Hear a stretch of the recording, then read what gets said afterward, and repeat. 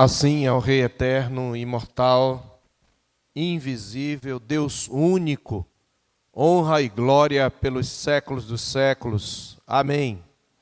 Graça e paz, meus irmãos. Abramos a palavra de Deus no Salmo de número 42. Salmo 42.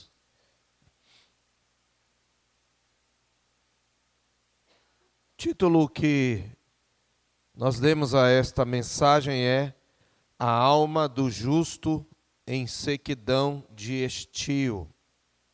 A alma do justo em sequidão de estio. Na verdade, com a graça do Senhor Deus, nosso alvo é expormos os dois salmos 42 e 43, e em tempo oportuno na mensagem, ainda na introdução, eu explicarei o porquê. Diz assim a palavra do Senhor no Salmo 42.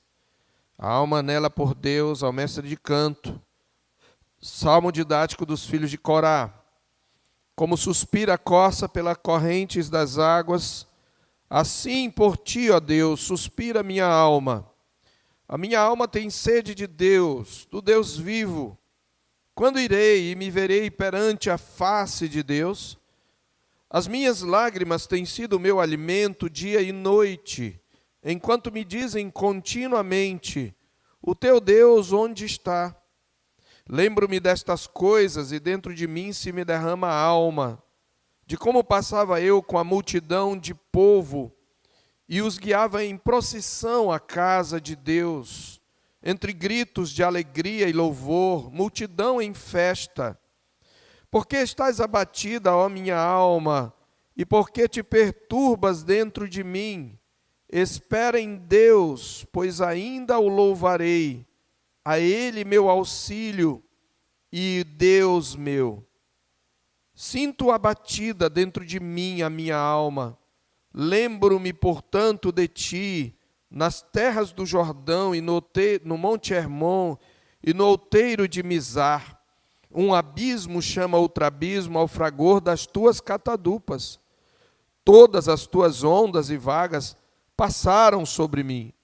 Contudo, o Senhor, durante o dia, me concede a sua misericórdia, e à noite comigo está o seu cântico, uma oração ao Deus da minha vida. Digo a Deus, minha rocha, por que te olvidaste de mim? Por que hei de andar eu lamentando sob a opressão dos meus inimigos? Esmigalham-se-me os ossos, quando os meus adversários me insultam, dizendo, o teu Deus onde está? Por que estás abatida, ó minha alma? E por que te perturbas dentro de mim? Espera em Deus, pois ainda o louvarei. A Ele meu auxílio e Deus meu. Faze-me justiça, ó Deus, e pleiteia a minha causa contra a nação contenciosa. Livra-me do homem fraudulento e injusto, pois tu és o Deus da minha fortaleza. Por que me rejeitas? Por que hei de andar eu lamentando sob a opressão dos meus inimigos? Envia a tua luz e a tua verdade, para que me guiem e me levem ao teu santo monte e aos teus tabernáculos. Então irei ao altar de Deus que é a minha grande alegria. Ao som da harpa eu te louvarei, ó Deus, Deus meu. Por que estás abatida, ó minha alma? Por que te perturbas dentro de mim? Espera em Deus, pois ainda o louvarei, a Ele o meu auxílio e Deus meu. Amém. Nosso irmão o presbítero Davi já orou pela mensagem. Meus amados irmãos, eu creio que ainda está bem viva na nossa memória a experiência de termos passado por uma pandemia que jamais foi experimentada pela nossa geração antes. De fato, o mundo passou em vários momentos por pestes e pandemias, mas no século XXI essa foi a maior.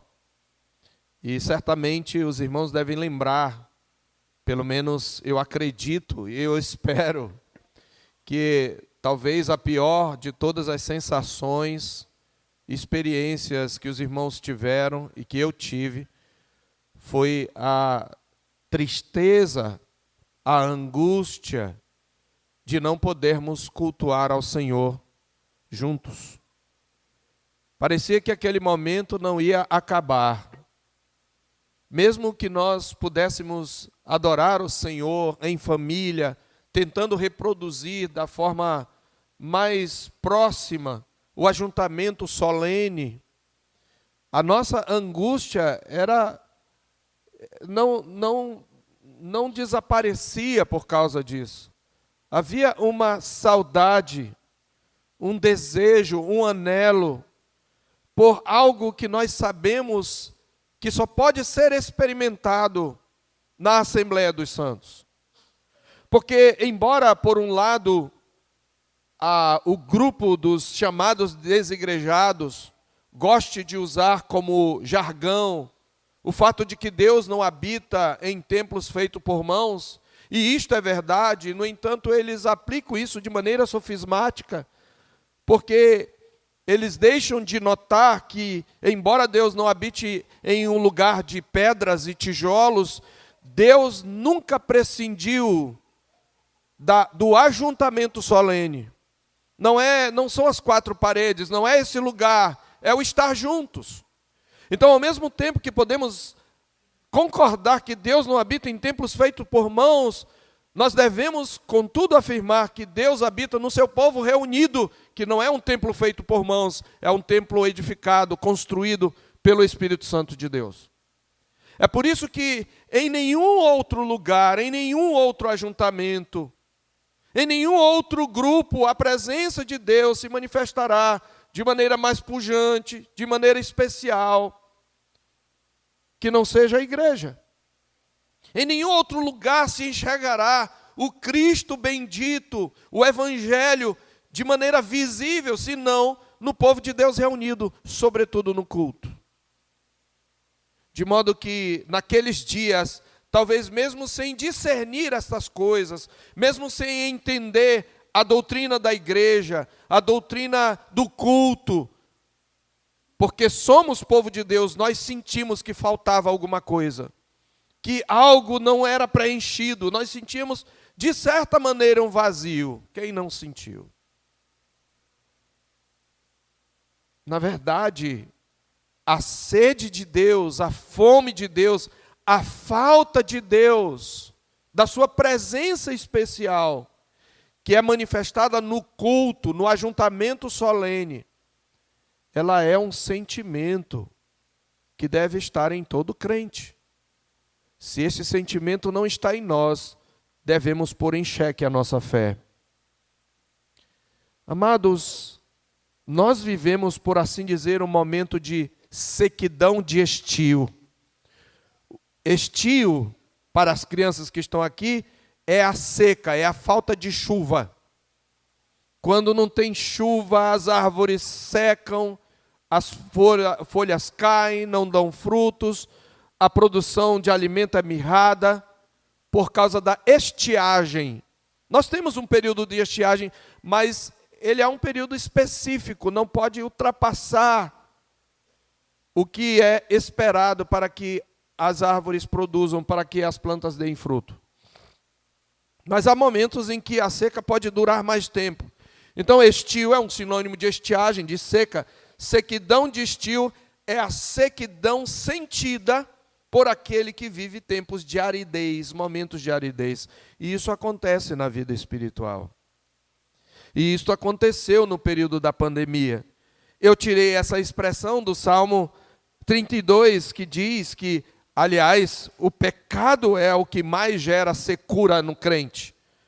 Porque o salmista diz no verso 5 do Salmo 32, ou no verso 3, melhor, do Salmo 32, enquanto calei os meus pecados, envelheceram os meus ossos pelos meus constantes gemidos todo dia, porque a tua mão pesava dia e noite sobre mim, e o meu vigor, a minha força se tornou em sequidão de estio. Aquele vigor que eu tinha, que a gente tem quando tem água para beber, se tornou em sequidão de estio, quando você não tem água e está morrendo de sede.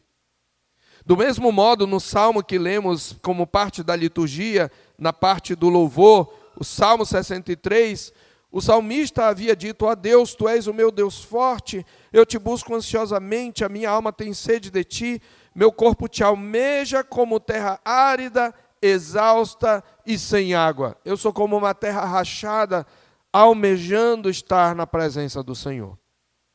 É exatamente essa experiência que nós sentimos no período da pandemia, que talvez alguém possa sentir por achar-se enfermo, distante, não tendo um povo onde possa adorar o Senhor. É justamente essa experiência do salmista nos Salmos 62 e 63. E aqui nós temos, você lembra, como diz Calvino no livro dos Salmos, uma anatomia de todas as partes da alma. E o que você vê aqui é como a alma do justo responde quando está vivenciando a sequidão de estio, quando está vivenciando tempos de aridez espiritual. Mas precisamos entender que a aridez aqui não é frieza. A aridez aqui, nesse caso, pode ser frieza, mas nesse caso seria apatia. Mas a aridez espiritual é: você tem sede de Deus, você tem fome de Deus, mas você não experimenta a doçura da sua presença.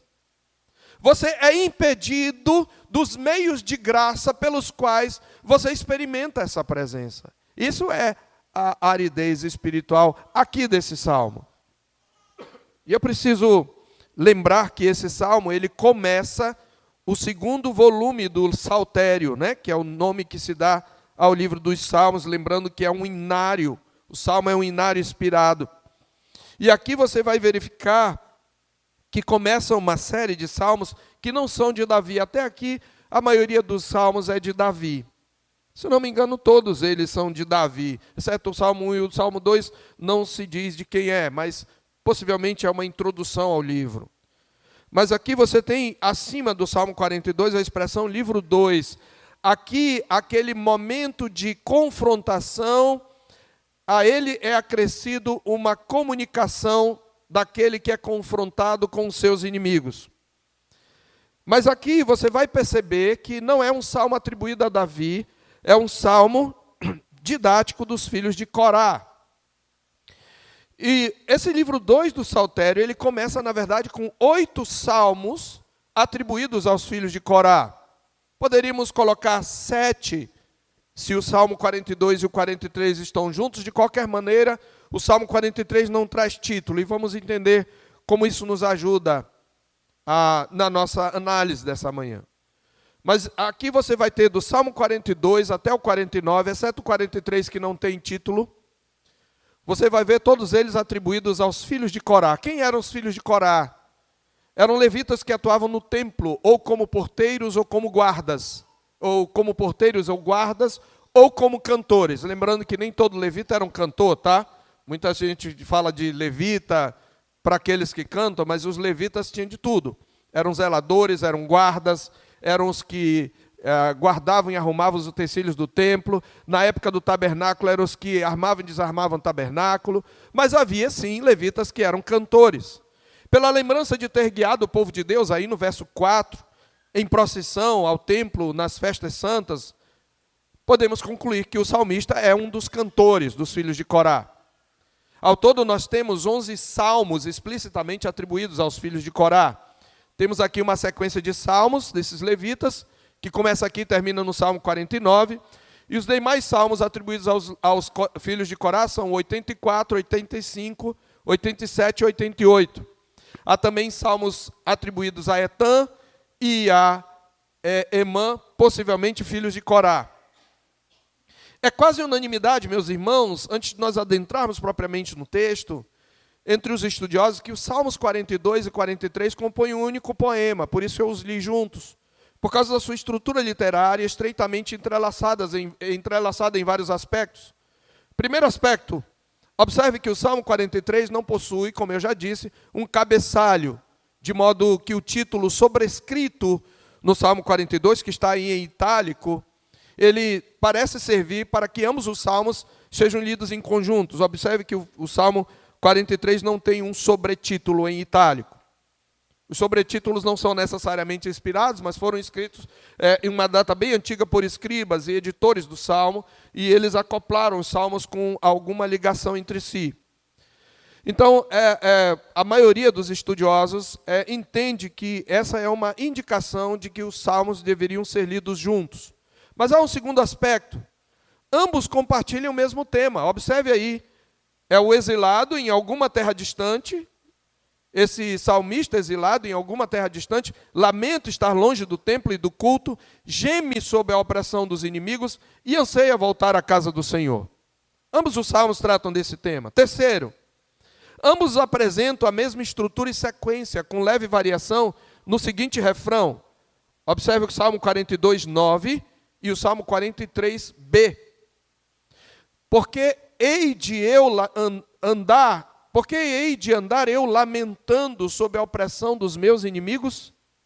O salmista faz o mesmo questionamento, e isto logo após uma afirmação de confiança no versículo anterior. E isto mostra a unidade deles.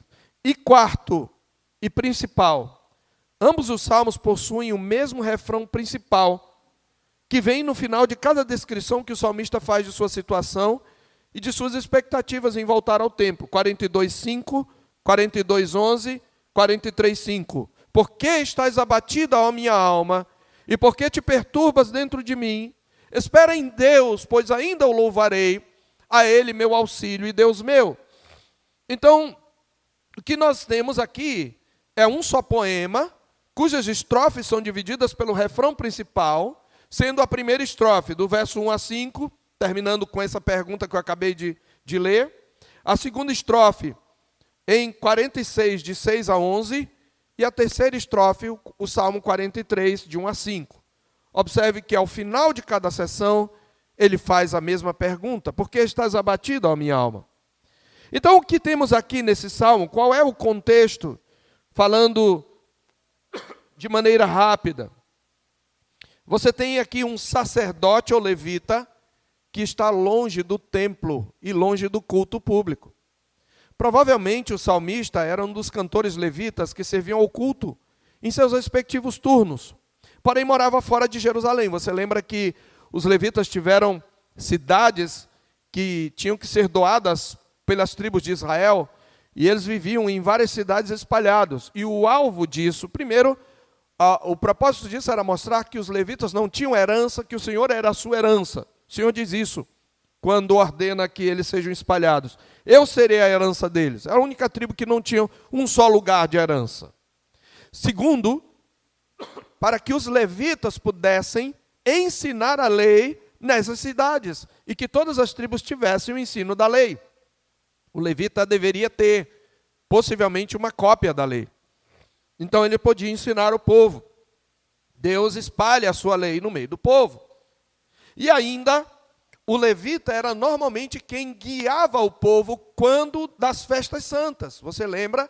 Havia 3 principais festas anuais. Você tinha a Páscoa, que celebrava a libertação do Egito. Você tinha o Pentecostes, ou Festa das Semanas, 50 dias após a Páscoa, celebrando colheita. E você tinha a Festa dos Tabernáculos, que celebrava a peregrinação, a provisão de Deus na peregrinação de Israel no Egito. Além disso, havia o dia da expiação. Então, pelo menos 4 vezes, o israelita piedoso, com sua família, subia a Jerusalém para cultuar.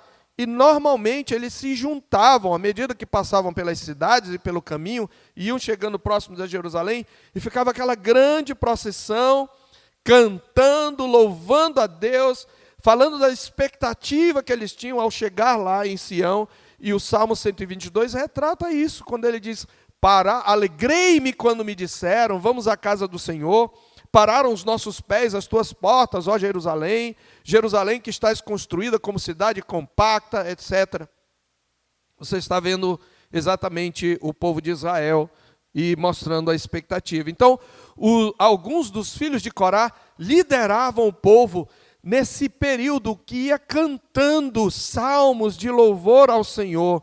Este era o inário deles, o livro dos Salmos. Mas esse salmista, possivelmente, então ele morava fora de Jerusalém e subia ou para cumprir um turno, porque havia sorteio de turno. Lembra de Zacarias, que por turno estava no templo quando o anjo revelou a ele que teria um filho e deveria pôr o nome de João, lá em Lucas 1? É mais ou menos esse o contexto. E ele morava fora de Jerusalém, talvez, pelo que ele vai falar aqui, no extremo norte, lá na fronteira já com a Síria. Curiosamente, meus irmãos, desculpem, na coleção de hinos pertencentes aos filhos de Corá, nós podemos perceber essa saudade de estar no templo. E uma indizível alegria pelas visitas ao templo durante as festas santas. Você vai ver isso no Salmo 42, no 43, no 48, no 84. Você vai ver isto. Agora, preste bem atenção para entendermos o contexto. Por alguma razão que nós não sabemos, o salmista está sofrendo algum tipo de exílio, pois algo o impede de voltar ao templo. Ele não está podendo ir para participar das festas santas, nem está podendo cumprir um turno no culto ali ao Senhor. A menção do Hermon, aqui no Salmo 42, no verso 6, indica que ele estava no norte, porque o Monte Hermon marca o extremo norte de Israel. É o maior monte que havia ali naquela região, sendo que o templo ficava no sul. Então pode ser que o Hermon seja também uma reminiscência, uma lembrança, e há uma pequena possibilidade de que seja um filho de Corá no exílio babilônico. Porém, os salmos do exílio são mais comuns nos livros 3 e 4. O ponto principal aqui, no entanto, é que ele está orfanado da presença especial de Deus. E onde está a presença especial de Deus? Esta é a grande ênfase desta manhã. Ela está no culto público, no templo, em Jerusalém, na companhia dos justos e na assembleia. Este é o ponto. Ele não pode ir para o culto público, ele não pode se reunir com o povo de Deus. Não sabemos o que o impediu. Ele não menciona uma doença, mas algo o impede. E pior, enquanto espera, ele ainda é desafiado pelos adversários. Eles ficam questionando que Deus é esse que o deixa ficar naquela situação. Esse é o contexto. Como é que o justo deve reagir? Como reage o justo quando a sua alma está em sequidão de estio? Ou como se caracteriza a alma do justo em sequidão de estio? Eu quero apresentar esse retrato para dizer, para que você possa olhar, será que eu posso me encaixar aí? Eu sinto essa saudade. Eu vou fazer uma pergunta. Se você tivesse que escolher entre ficar sem sua família e ficar sem um culto público, o que você escolheria? Se você tivesse que escolher entre ficar sem saúde e ficar sem um culto público, o que você preferiria?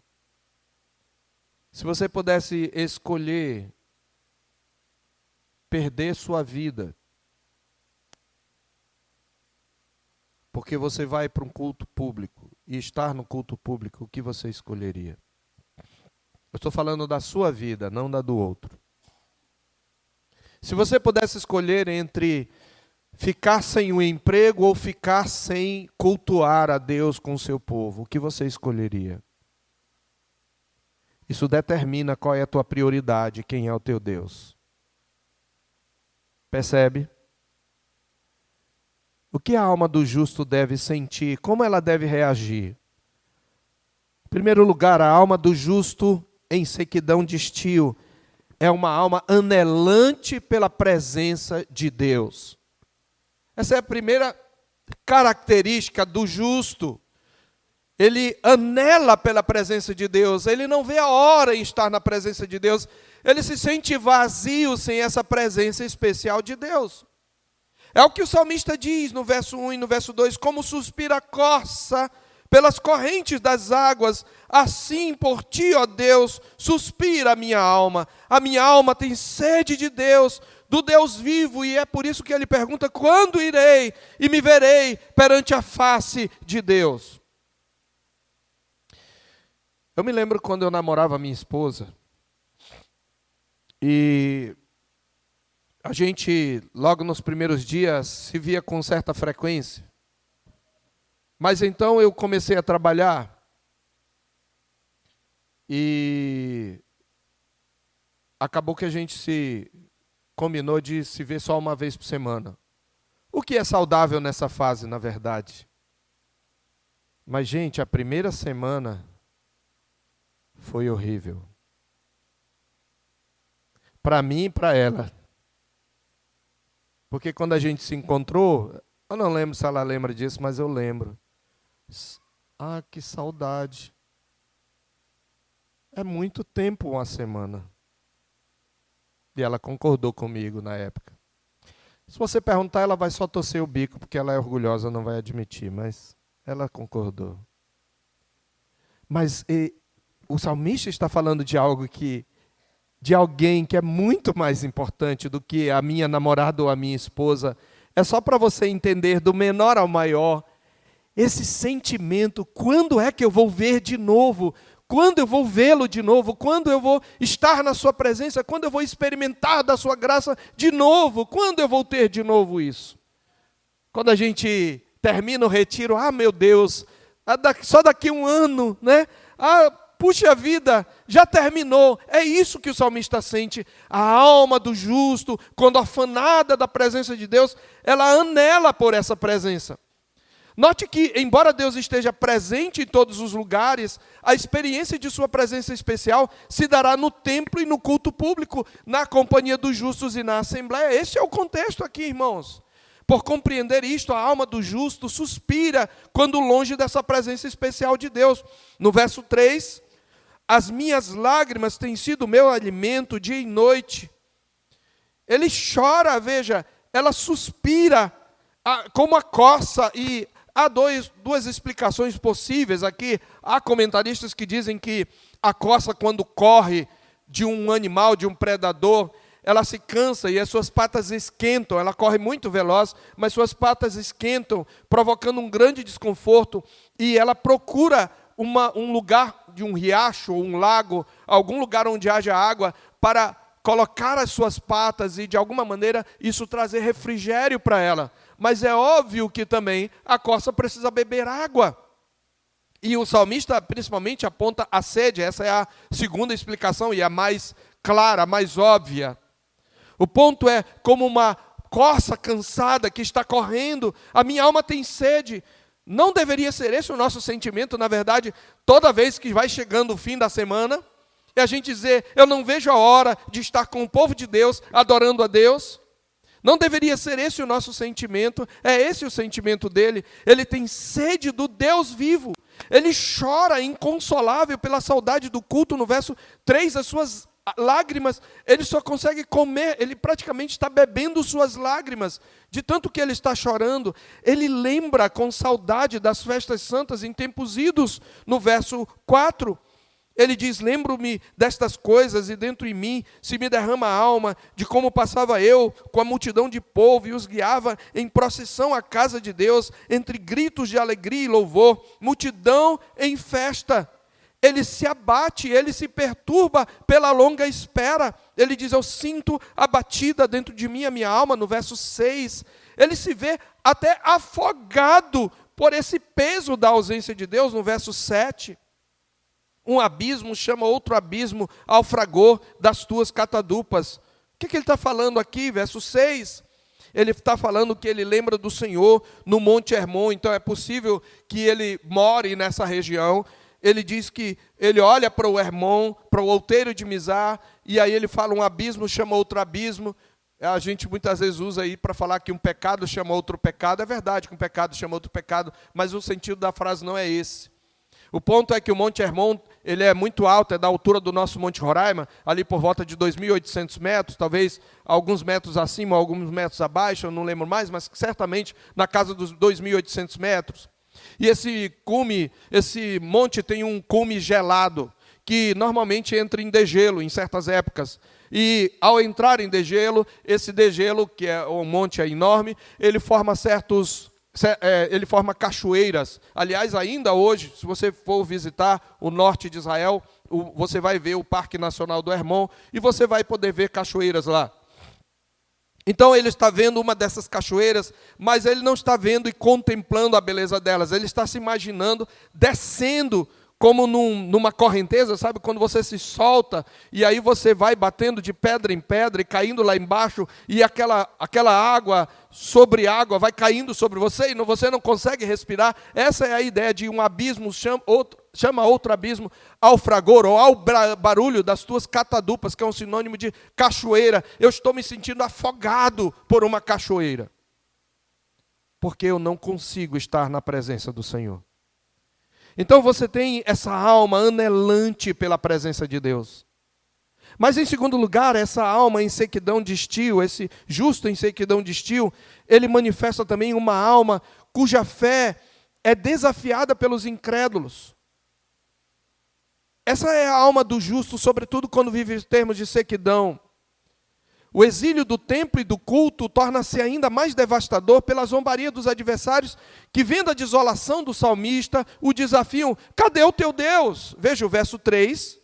As minhas lágrimas têm sido meu alimento, dia e noite, enquanto me dizem continuamente, eu não sinto a presença de Deus, e eu ainda tenho gente que fica me perguntando: cadê o teu Deus? Você está nessa situação, você está passando por essa dificuldade, você está nesse exílio, que Deus é esse? Isso esmaga a minha alma. E no verso 10 ele diz isso de novo: esmigalham-se-me os ossos, quando os meus adversários me insultam, dizendo, o teu Deus onde está? A alma do justo está sendo provada. Ao mesmo tempo, mesmo que ele não se dê conta disso, preste atenção, tal sofrimento, tal zombaria, é uma evidência da sua piedade e da sua identificação com seu Deus. Veja, esse sofrimento o faz, na verdade, feliz, porque somente alguém que é de fato crente é desafiado assim. Como observa Derek Kidner no seu comentário, diante dos homens ele é vulnerável, porque declarou sua fé. E quando se tornam inescrutáveis os caminhos de Deus, o fiel é ridicularizado. Por dentro ele é vulnerável, por causa de sua sede por Deus. Ele não aceitará nada menos. Esta corça aflita não é um camelo habitando no deserto e autossuficiente. Ele escolheu a bem-aventurança daqueles que têm fome e sede pela justiça, e não a situação enganadora de ai de vós que estáis agora fartos, que Jesus fala em Lucas 6:25. Então, o justo que vive em sequidão de estio pode ter a sua fé desafiada pela zombaria dos adversários, mas isso o torna identificado com o seu Senhor. Em terceiro lugar, nós vemos aqui neste salmo uma alma nostálgica dos dias felizes na casa de Deus. Dentro desse anelo, ele começa a lembrar dos tempos de outrora. É uma alma nostálgica. Nostalgia é aquele sentimento de, aquele que era o tempo bom, né? É mais ou menos isso. E é possível que na vida do crente ele passe por momentos de aridez, em que ele se lembre de momentos onde ele se percebia de maneira mais pujante na presença de Deus, momentos em que ele sentiu maior alegria, em que ele sentiu maior paz no coração, maior entusiasmo pela presença de Deus. É o que ele diz no verso 4, lembro-me destas coisas, e veja, dentro de mim se me derrama a alma. Eu fico mais triste ainda, de como eu passava no passado com a multidão de povo, eu os guiava em procissão à casa de Deus, entre gritos de alegria e louvor, a gente ia louvando, multidão em festa, na expectativa de chegar à presença de Deus em Jerusalém. Mas observe comigo, que o interesse central do salmista no culto público era o próprio Deus. Ele diz, a minha alma tem sede de Deus, do Deus vivo. Não era a festa em si, nem mesmo a experiência sempre prazerosa da comensalidade. Você sabe o que é comensalidade? É o ato de comer em conjunto, partilhando refeições, como a gente fez no Dia da Família, e experiências em torno da mesa, como a socialização e a convivência. Não se trata disso simplesmente porque outros grupos têm isso também, mas era da experiência do encontro com Deus vivo na Assembleia Solene. Por óbvio, no entanto, meus irmãos, a comunhão dos santos e a liturgia comovente de uma grande ocasião é um prazer adicional, é um instrumento, mas é o Deus vivo que ela reflete, que deve ser a razão da nossa sede. E esse cantor guiava os adoradores em procissão à casa de Deus. A alma do justo em sequidão de estio é uma alma que se lembra, que traz na memória os dias felizes na casa de Deus. Em quarto lugar, e eu vou agora mais citar, porque só os pontos aqui da mensagem. A alma do justo em sequidão de estio é uma alma sufocada pelas ondas da disciplina de Deus. Versos 6 e 7. Eu já expliquei, eu não vou explicar mais. Um abismo chama outro abismo. Ao fragor das tuas catadupas, ele diz, todas as tuas ondas e vagas passaram sobre mim. O que o salmista quer dizer? Senhor, a tua ausência, eu sei que a tua ausência é um ato do Senhor para comigo. A tua ausência é um tratar do Senhor. Eu sei que isso tudo, o Senhor é o soberano. E aqui eu vou voltar um pouquinho à questão do Covid. O que floresceu de teoria da conspiração com relação ao Covid não dá para colocar no manual. Tá, eu concordo com você que isso possivelmente surgiu num laboratório. E não preciso discordar que isso possa ter sido uma arma, uma das armas biológicas que são usadas já tem um tempo nas guerras. Não é esse o ponto que eu estou colocando. O que eu queria questionar de você, ou de qualquer pessoa que adota sem crítica as teorias da conspiração, é você achar que esse pessoal tinha controle 100% de tudo. Que eles imaginavam o que ia acontecer. Só Deus tem esse controle. E qualquer que tenha sido o objetivo, quem esteja por trás, eles não são nada mais, nada menos do que instrumentos nas mãos de um Deus que trouxe juízo sobre o nosso mundo. E esse é o ponto. Por que Deus trouxe isso sobre nós? E este ponto é o que o salmista está dizendo. Ele está dizendo, todas as tuas ondas e vagas passaram sobre mim. Eu sei que tu és soberano. E eu sei que eu estou passando por essa sequidão de estio, porque o Senhor está me tratando, o Senhor está me disciplinando. E isso é tão verdade que no verso 8, ele recebe, e aí vem o quinto ponto, uma alma, ele é uma alma, embora sufocada pelas ondas da disciplina de Deus, ele é, em quinto lugar, uma alma consolada pela esperança da misericórdia de Deus. Veja o verso 8. Contudo, o Senhor, durante o dia me concede a sua misericórdia, e à noite comigo está o seu cântico, uma oração ao Deus da minha vida. Mesmo aqui, orfanado da tua presença, o Senhor ainda me dá graça para cantar, o Senhor ainda me manifesta a sua misericórdia. Eu tenho o consolo da tua presença, embora que eu quero a tua presença especial. Porque é o Senhor que disciplina, é o Senhor que dá graça. Em sexto lugar, a alma do justo em sequidão de estio é uma alma queixando-se sob o sentimento do abandono de Deus. Veja, você percebe que há aqui uma certa variação, uma certa volubilidade. Ele está entre o consolo da presença de Deus, a sede da presença de Deus, o sentimento da sua ausência, porque logo no verso 9 e 10, logo depois de falar da misericórdia de Deus, ele diz, digo a Deus, minha rocha, porque te olvidaste de mim, porque tu te esqueceste de mim, porque hei de andar eu lamentando sob a opressão dos meus inimigos, os meus ossos se esmagam, quando eles ficam perguntando e me insultando e dizendo, meu Deus, onde está? Quando eu vou me ver a tua presença, na tua presença? Em sétimo lugar, é uma alma apelando ao tribunal de Deus. Uma vez que os inimigos o zombam dele, no capítulo 43, verso 1, ele diz: faze-me justiça, ó Deus, pleiteia a minha causa contra a nação contenciosa, livra-me do homem fraudulento e injusto. A linguagem dele é uma linguagem judicial. Ele está prestando queixa perante o justo juiz. Ele inclusive diz: porque tu és o Deus da minha fortaleza, por que me rejeitas? Por que hei de andar eu lamentando sob a opressão dos meus inimigos? Ele se queixa. Sim, o justo pode fazer queixas. O justo pode questionar, desde que seja com reverência. Ele pode dizer: Senhor, por que o Senhor não me responde? Por que eu não consigo ouvir a tua voz? Senhor, por que eu estou sofrendo essa injustiça? É uma alma queixando-se, é uma alma apelando ao tribunal de Deus. Em 8º lugar, a alma do justo em sequidão de estio é uma alma buscando a direção de Deus. Ele não se entrega totalmente às suas emoções, ele não quer ser guiado pelas suas emoções. Veja o verso 3 do Salmo 43. Envia a tua luz e a tua verdade, para que me guiem e me levem ao teu santo monte e aos teus tabernáculos. Ou seja, Senhor, eu quero redescobrir o caminho de volta para a tua presença. Eu quero aprender a voltar à tua casa. Eu quero que o Senhor me envie a luz e que a sua verdade me guiem, porque eu quero a tua direção.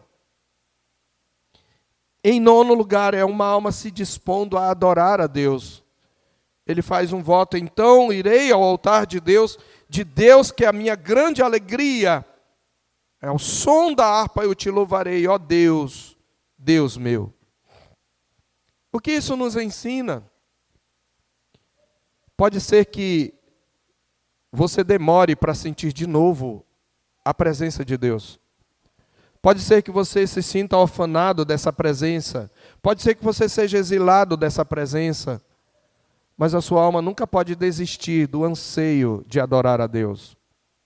Há pessoas que desistem de Deus porque têm uma experiência de sensação de abandono. E elas acham então que não vale a pena servir a Deus. Mas o salmista não desiste. Ele diz: eu irei ao teu altar e eu vou te adorar um dia. Naquele lugar, no teu tabernáculo. Leva-me de volta, Senhor. Ele não desiste de buscar. Mas em último lugar, e já avançando para a aplicação, a alma do justo, em 10º aqui, a alma do justo em sequidão de estio. É uma alma que se autoconfronta com as promessas de Deus. E esse é um ponto importante do nosso salmo. Você percebe que o salmista está entre a saudade do templo, a angústia da ausência especial de Deus, a opressão dos inimigos questionando a sua fé diante do que ele está passando, o sentimento de estar debaixo de uma provação enviada pelo próprio Deus, afogando-se. Mas o que é que ele mais repete nesse salmo? Ele está se afogando em seu sentimento de orfandade. E aí no verso 5, ele diz: por que estás abatida, ó minha alma? E por que te perturbas dentro de mim? Ele para de falar com Deus. E ele começa a falar consigo mesmo. Espera aí. Ele está mergulhando no fundo do poço. A sua tristeza começa a crescer e talvez cegar os seus olhos, e ele não está mais conseguindo ver a luz da presença de Deus. Então ele apela à sua confissão de fé. Ele se lembra do que ele aprendeu e daquilo que ele crê. E ele entende que ele precisa de parar de falar com Deus e ele tem que começar a falar com a sua alma sobre o seu Deus. Ele tem que dizer: por que você continua assim? Espera em Deus. Eu ainda o louvarei. Ele é o meu auxílio, é o meu Deus. Não desista, minha alma. Isso é o que a gente chama de autoconfrontação. Então eu já me avanço para a aplicação. Eu quero que você tenha em mente aqui 2 grandes ensinamentos desse salmo. O primeiro deles, e eu vou falar em forma de um suspiro, de um desejo, de um anelo. Ah, se eu tivesse a metade dessa sede! Ah, se eu tivesse a metade desse anelo! Ah, se eu tivesse um pouquinho dessa fome! Porque quando eu leio este salmo e olho para a minha alma, eu me envergonho do meu fastio de Deus. Eu me envergonho do quanto eu anelo pouco por esse momento. E quantos são os crentes que faltam o culto e não sentem a mínima falta, e quando estão no culto sentem uma canseira, e às vezes vêm para o culto por causa dos amigos, por causa do grupo de afinidade, porque eu gosto dos cânticos. Como nós precisamos dessa sede. Bem-aventurados os que têm fome e sede de justiça, significa ter fome e sede de Deus. Você, quando esteve ontem, quando chegou perto do fim de semana, você lembrou? Você pensou, amanhã é o dia do Senhor, eu vou me preparar. Quando você estava vindo para cá, você estava concentrado no que você ia fazer, ou no que você vai fazer amanhã, no que você precisa fazer depois da manhã, na dívida que você não pagou, na preocupação com alguma coisa com a sua saúde. O que você vinha discutindo no carro, talvez alguns até discutem, tem DR no carro, porque o seu coração não está anelante por Deus. A minha oração, queridos, e a nossa oração, antes de dizer a minha alma, você viu que nós cantamos, eu estava cantando e estava dizendo, Senhor, será que eu não estou mentindo? Eu te quero mais do que o ouro, eu te quero mais do que a minha vida, será que isso é verdade? Nós precisamos despertar, queridos, e pedir a Deus, Deus, coloca sede no meu coração, coloca fome da tua presença, me dá alegria em estar no culto no dia do Senhor, me ajuda em expectativa, a me preparar para esse dia como para nenhum outro. Essa é a primeira aplicação que eu quero dar. Mas a segunda aplicação é esta. Nós precisamos, como o salmista. E antes da segunda aplicação, a Bíblia diz que a alma farta pisa o favo de mel. E Deus nos deu uma pandemia para a gente sentir falta. Será que a gente não precisa de outra? Talvez se você fosse um católico ia fazer o sinal da cruz agora dizendo cruz credo, né? Mas às vezes a gente precisa de situações assim para entender como é bom estar na presença especial de Deus. Mas em segundo lugar, nós aprendemos nesse salmo que nós precisamos, em meio às nossas lutas e queixas diante de Deus, praticar a autoconfrontação. É não deixar que o nosso eu fale conosco, mas falar com o nosso eu. Qual é a diferença, pastor? Quando você acorda, qual é o primeiro pensamento que vem na sua mente? É o seu eu falando com você. Você acordou. Você mal acordou, de repente vieram os pensamentos. Geralmente é alguma coisa que você está vivenciando. Ou alguma prova, ou alguma situação difícil. Alguém vem na sua mente. É o seu eu falando com você. Ou você está de repente em algum momento, em algum lugar, e de repente lhe surgem mais diversos pensamentos, ou pensamentos impuros, pensamentos de ira, lembrança de coisas que você achou que tinha esquecido. Preocupações, do nada. É o seu eu falando com você. Mas quando é que você fala com o seu eu? Quando você devolve para ele. Quando você fala para si mesmo a palavra de Deus. E às vezes, irmãos, no meio da tristeza, no meio da angústia, no meio do desassossego de alma, nós precisamos às vezes parar a nossa oração, porque às vezes ela acaba se tornando uma lamúria, e como o salmista por 3 vezes fez, nós precisamos parar e dizer, e abrir a Bíblia e dizer, por que estás abatido, ó minha alma? Por que te perturbas dentro de mim? Espera em Deus, pois ainda o louvarei, a Ele meu auxílio e Deus meu. Precisamos trazer à memória a palavra de Deus, recitando em voz alta passagens que vão falar ao nosso coração. Se a ira está tomando meu coração porque eu fico relembrando e remoendo uma mágoa, uma ofensa, eu devo lembrar do que a palavra de Deus diz: todo homem seja pronto para ouvir, tardio para falar, tardio para se irar, porque a ira do homem não produz a justiça de Deus, e eu devo repetir isso ao meu coração até em voz alta. Se eu estou afogado num sentimento de culpa, de pecados que eu já confessei ao Senhor, eu preciso trazer à minha memória, à minha alma. Se confessarmos os nossos pecados, Ele é fiel e justo para nos perdoar os pecados e nos purificar de toda injustiça. Se eu estou preocupado com o dia de amanhã, com minha saúde, como eu vou pagar minhas contas, eu preciso trazer a minha memória. No meio da oração, eu preciso parar e dizer: não andeis ansiosos de coisa alguma, em tudo, porém, sejam conhecidas diante de Deus as vossas petições pela oração e pela súplica, com ações de graça, e a paz de Deus, que excede todo o entendimento, guardará o vosso coração e a vossa mente em Cristo Jesus. Por isso vos digo, não andeis ansiosos pela vossa vida, nem pelo quanto ao que é vez de comer, nem pelo vosso corpo, quanto ao que é vez de vestir. Não é a vida mais que o alimento e o corpo mais do que as vestes? Eu preciso trazer isso. Então, aprenda a, no meio da oração, fazer afirmações de fé, confrontando a sua alma. Porque isto é que vai te dar força para você continuar clamando até que Deus se manifeste de maneira clara a você. E eu termino, meus queridos, com uma passagem e um convite daquele para quem o salmista olhou. Em seus dias terrenos, o mesmo Javé, o mesmo Deus que o salmista almejava, em João capítulo 7, numa das festas do tabernáculo, no versículo 37. E eu preciso explicar um pouco o contexto aqui rapidamente.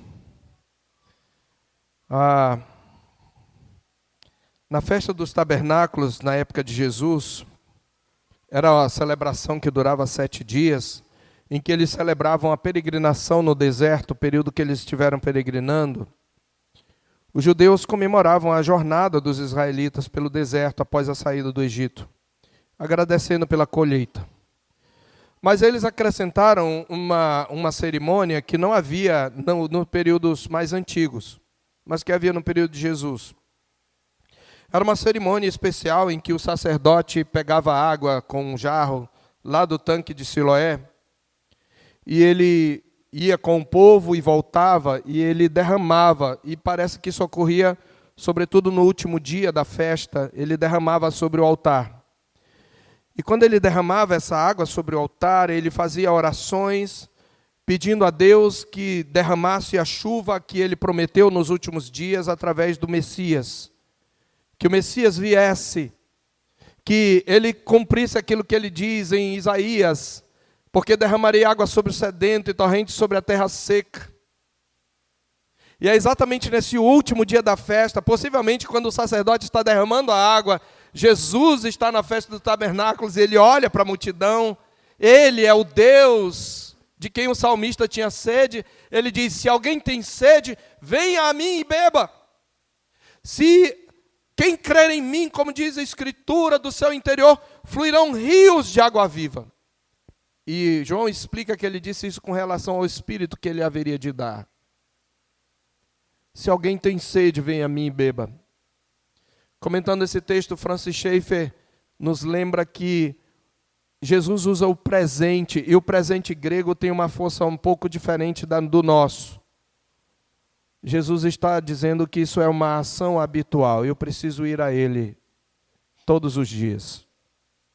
Então eu preciso desenvolver sede dEle todos os dias. É claro que tem um momento inicial da minha conversão, mas tendo entendido quem é Cristo, eu preciso entender que Ele é o único que pode matar minha sede. Então, quem pode matar essa sede? É o Senhor Jesus. E se você não tem Cristo, você precisa se converter a Cristo para receber esse rio de água viva que é o Espírito Santo. Mas se você tem um suprimento. E quando Ele nos ordenou o culto solene, Ele nos ordenou um momento quando nós podemos, na sua presença juntos, cantar. Nós estamos na presença dele. Você está bebendo? Você tem sede? Ou sua mente está aqui dispersa? Se alguém tem sede, venha a mim e beba. Quem tem sede vai receber. É o que Jesus está dizendo. Quem tem sede vai experimentar da minha presença. Que o Senhor Deus crie sede em nosso coração e que possamos buscá-lo com anseio profundo e aprender que esse momento é um momento especial e valorizar este momento. Vamos orar. Louvamos a Ti, ó Deus e Pai, pela Tua graça sobre nossa vida. E por esse salmo tão belo que mostra o anelo do justo pela Tua presença. Ó Deus, dá-nos esta sede. E ajuda-nos a olhar para Cristo como aquele que pode descedentar a alma. E todos os dias nos alimentarmos dele pela Tua palavra, pela oração, pelo ajuntamento solene, pelos sacramentos, entendendo que esses são os meios pelos quais, de um modo especial, a Tua presença se manifesta em nós. Ajuda-nos a valorizarmos esse dia e esse momento e nos prepararmos sempre para eles e cria em nós, Senhor, uma sede do Senhor. Nós te pedimos em nome de Jesus e que a graça do nosso Senhor e Salvador Jesus Cristo, o amor sacrificial de Deus, o nosso Pai, e a comunhão consoladora do Espírito seja conosco e com todo o povo de Deus, agora e para sempre. Amém.